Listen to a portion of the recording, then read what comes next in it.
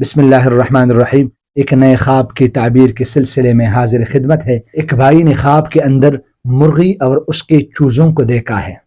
دیکھتے ہیں کہ میں نے ایک مرغی پالی ہے اور اس مرغی نے انڈی دی ہے، اور میں ان انڈوں کو مرغی کے نیچے رکھتا ہوں اور وہ بفضل تعالی بچے اس سے نکلتے ہیں۔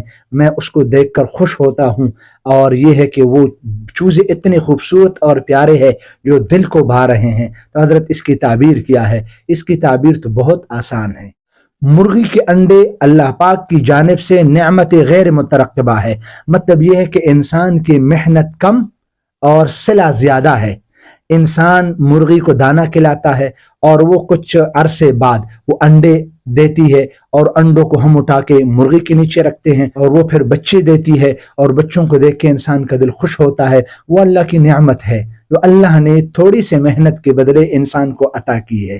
اللہ کریم اس بھائی کو جس نے خواب دیکھا ہے ایسی ہی نعمت غیر مترقبہ سے نوازے گا، ایسی ہی اس کو خوشی سے نوازے گا، ایسی ہی اس کو ایک نعمت سے نوازے گا کہ اس کی محنت اس پہ کم لگی ہوگی لیکن اس کا صلہ اللہ پاک زیادہ عطا فرمائیں گے۔